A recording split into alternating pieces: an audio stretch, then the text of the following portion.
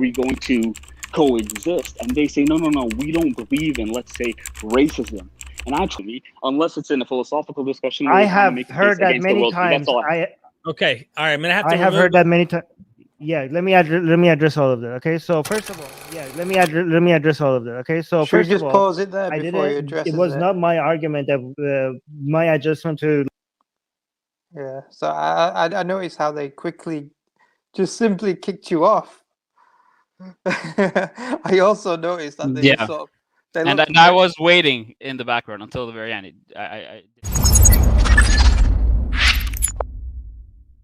Abdul, I hope you're Muslim, my friend. Welcome to Myth Vision.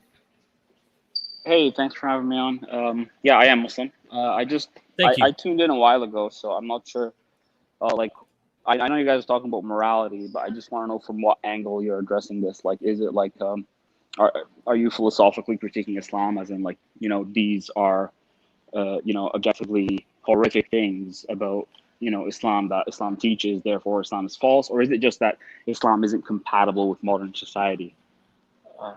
So is it a philosophical claim that, hey, I think Islam the is false first because of this, or is it that we don't like Islam because Islam is not compatible with our modern sensibilities? I think those are two different discussions. I want to say real quick, and Armin, I know you have a response here. I just want to say that initially the conversation of morality actually got brought up as a question at Armin, and it wasn't even actually a morality issue specifically dealing with the Quran or Hadith or Islam and whatnot. But of course, a lot of moral things get brought up throughout this conversation. So you're right to bring this up. Armin, how would you respond to that? Well, I mean, so if you define morality as whatever increases happiness and reduces misery, by that definition, Islam was immoral all the time. Not just based on our modern sensibilities, right? Like whatever increases, whatever values that might increase misery in a society rather than encouraging happiness and stability, that is harmful to most people. That is based on my stand, based on how I define good. That's not just bad now. That was also bad back then. Like the fact that, for example, Islam teaches you that you should beat your wife if she's being disobedient. That is not just bad because. So just really quick here. I mean, this is the first point, and this is just for the audience. So he brought up wife beating, right? Now normally people would go down, would follow down that rabbit trail, right? And they'd be like, oh well, let's talk about wife beating. No, that's not what Islam says. No, the bigger picture is this and that, and that the provide interpretations and whatnot. But you need to just ignore that until you understand what argument the person is making. So I just completely ignored what he said about wife beating, and this is just a point for the audience. I mean, don't get distracted by the red herring. So it's not about wife beating. It's about establishing a moral framework. Since he did take the philosophical about recent understanding that is bad, that was always bad. Does that make sense, Abdul? Like, at least you see my perspective. Yeah. Okay. But I guess the question I have is, like, by whose definition of harmful? Because you're saying that if something makes you happy or something makes you sad or something is harmful. So I don't know if you want to take it down this philosophical line, because I know that's a usual place theists normally do go to, but sometimes I get that this isn't the argument you're trying to make, so I don't have to tell you, hey, give me a foundation for your morality before you critique Islamic morality. But then if you are going down that path, I would ask, because you're saying it, we know it does not lead to happiness, or it does lead to harm. So do you know where the philosophical discussion goes here about the subjectivity of these terms you're using? Okay, no, it's not subjective. The goal is subjective, but the methodology is not subjective. Okay, so it's not a question of who decides who decides what is like moral or not. It's what, like, we're talking about what definition, right? So definitions are not set in stone. We could pick a definition that gives us the best utility, right? So this is not like there's nowhere in nature that there's no definition of morality in nature, okay? Words are things that we come up by, like definitions of words is something that we agree upon, and we try to come up with an agreement of the definition that serves the best interest, okay? And we think like the best so you could disagree with this definition and we could use a different word, but when I say morality, I'm talking about what increases, and this is not who decides this, this is what the definition is. Okay, it's the question of what, not rather than who. We're talking about not that you when you say, and you didn't understand what definition was. It's not about what makes me happy or you happy or sad or sad. This is about the entire level of utility, the level of misery and happiness in the entire population. It's not about in a certain individual's happiness or sadness. Okay, we're trying to come up with a method, with some codes or some standards or some ethics guides to life, and we're trying to come up with standards that are more likely to increase the level of utility in the entire population, right? And that's how we try to define morality, because that definition of morality will encourage more happiness and reduces misery. Does that make Do you understand what I'm trying to say, Abdul? Yes, it does. So you can say that we have a subjective goal, and we might have an objective means to get at that goal. That's fine. But I mean, perfect. You got it. You got it. Here's the thing. Here's the thing. The goal is still subjective, as in the goal that we set is initially subjective.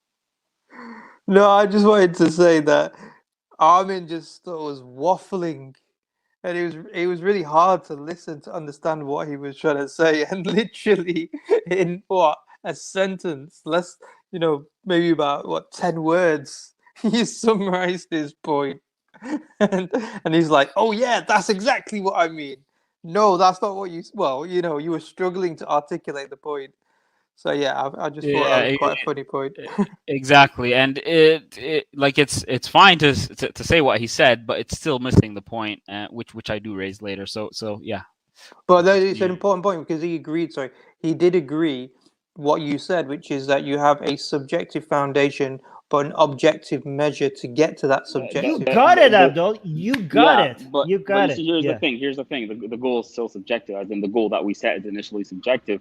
I can agree that it's always going to be objective from certain aspects. Like, for example, if we want to be healthy, right, then there is an objective means to be healthy, right? And maybe we should refer to doctors and nutritionists and stuff like that. But then I think it's much broader than that, because you're talking maybe in the context of some form of utilitarianism, because you're talking about the happiness of society. So maybe it's the greater good for the most amount of people.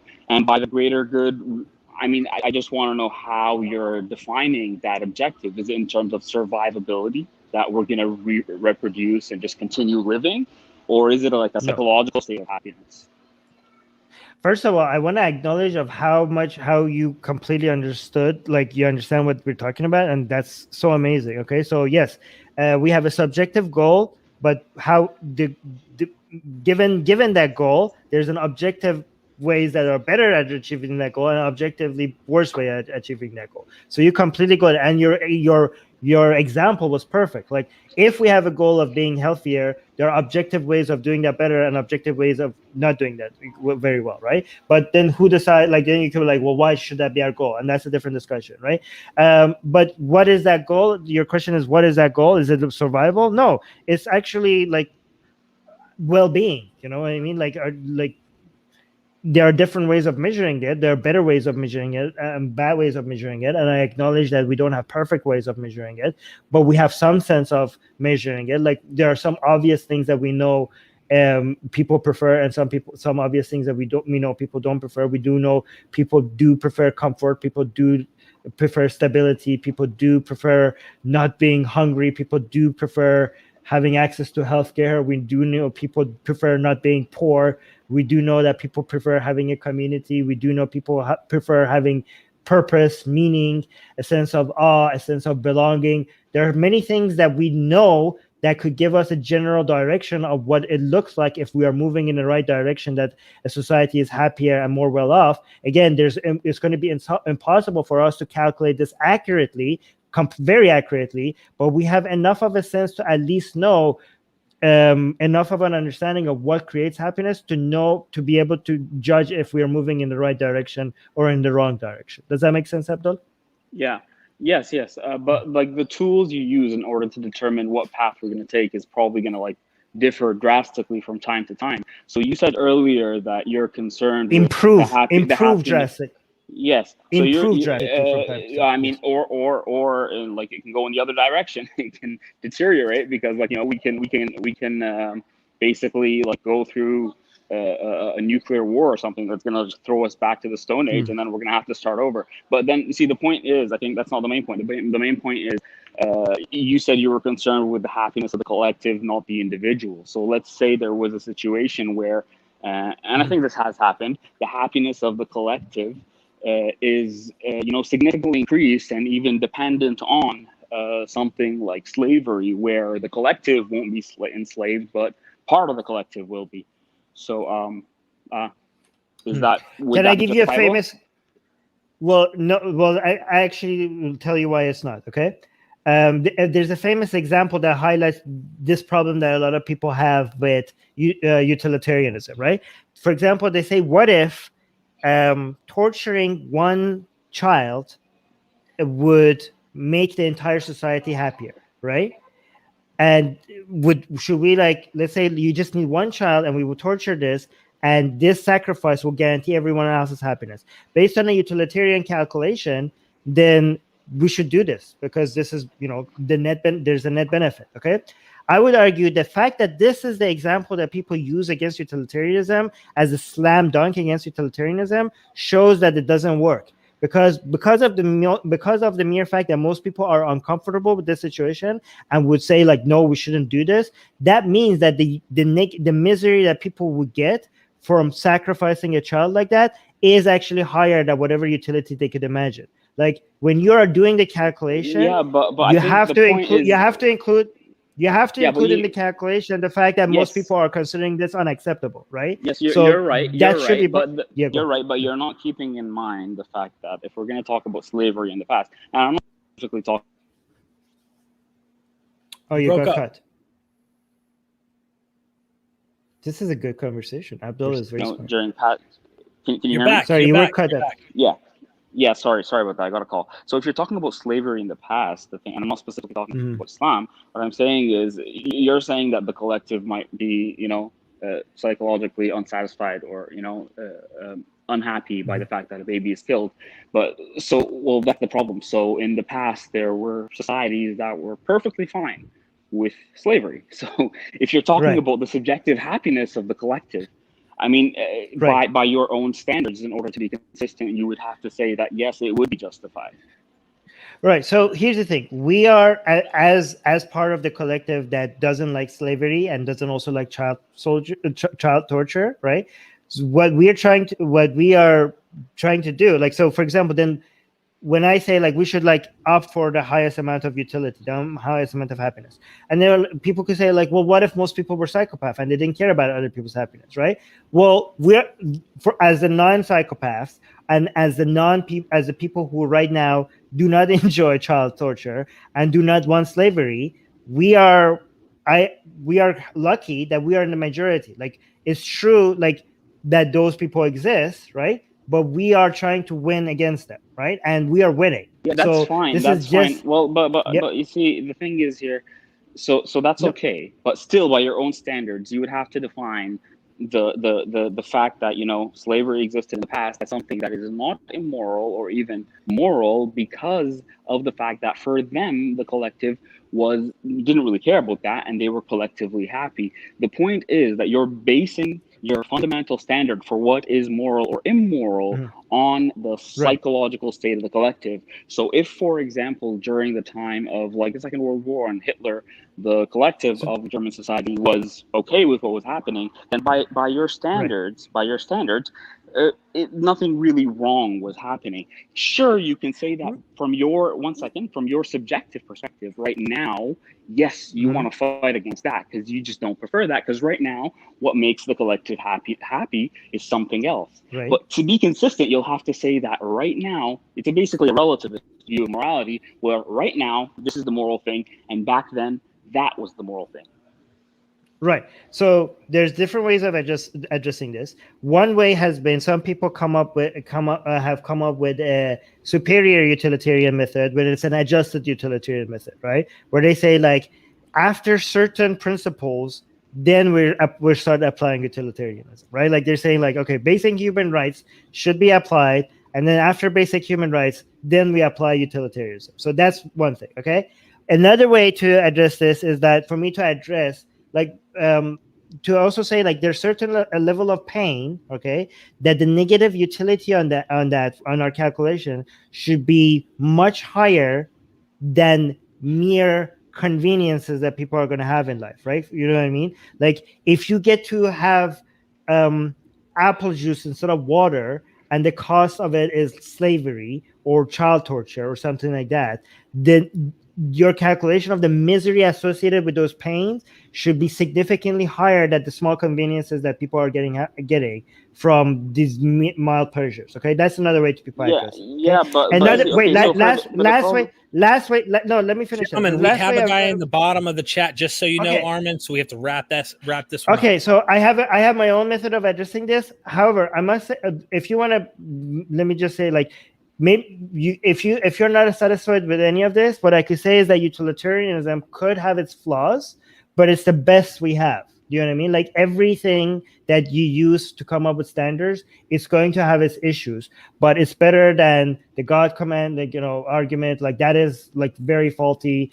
Being a principle, like somebody that only agrees with principles, that has a lot of flaws in it. This is just the least faulty way. And if we find other things that are not acceptable and that we don't like, we could make adjustments to it. But it's just the best base to start with to use as a moral standard. It might have its flaws. Say I your see what you're final saying. words on this. Yes, sir. Yeah, I see what you're saying, and you see, there was a comment on the screen about moral realism, right? And the thing is, I'm not talking to a moral realist, right? So if you were a moral realist, I think it would be a very different discussion. I'm talking to a moral relativist, but I see a lot of inconsistency going on here. So on the one hand, we agree that the foundation is subjective, and the path we take from that subjective foundation to achieving our subjective goal is going to be objective.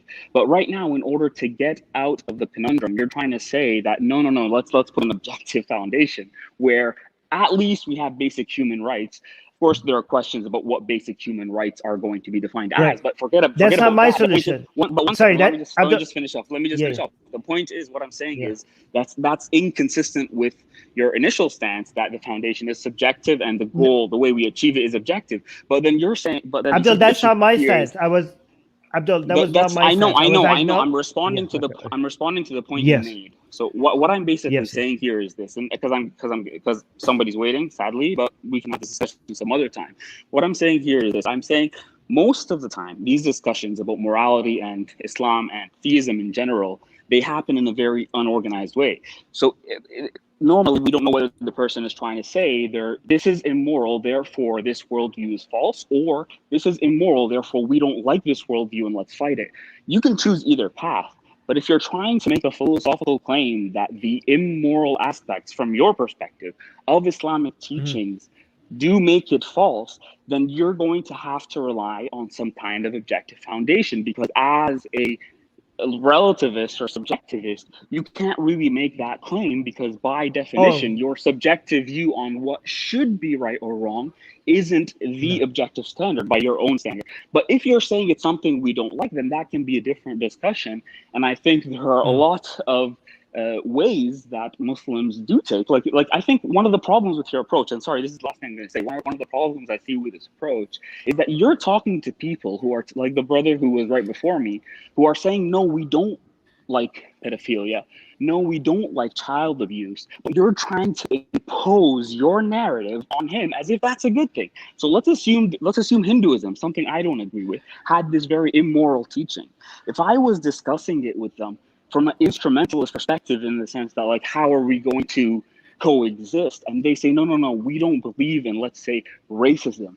And I try to say that, no, by right, you are bound by this in your books. So I try to impose on the moderate Hindu, from my perspective, that I want to coexist with, a reading that I don't like. I think that's completely misplaced. So unless we're having a philosophical discussion about what ought to be, which you can't have that discussion because you don't have an objective foundation, if we're having a pragmatic discussion, I don't think you should impose your view on the people who adhere to a worldview that you find flawed in the first place. Just accept their moderate interpretation of the verses, which I'm not saying is wrong, by the way. Abdul, you got to wrap it up, man. I'm going to go ahead and Abdul, I need to be able to respond to all of this. What I'm saying is, if you're approaching it from a pragmatic perspective, it really does not make sense to say, hey, listen, no, you should go kill people if you are a true adherent of your worldview. That just doesn't make sense to me, unless it's in a philosophical discussion. I have heard that many times. Okay, all right. I'm gonna have to. I have heard that many times. yeah, let me address all of that. Okay, so first of all, let me address all of that. Okay, so Should we first of just all, pause it there I before he didn't. It addresses was it? not my argument that my adjustment to. Yeah. So I noticed how they quickly just simply kicked you off. I also noticed that they just Yeah. sort of they And looked I was waiting in the background until the very end. I didn't get back on. Yeah.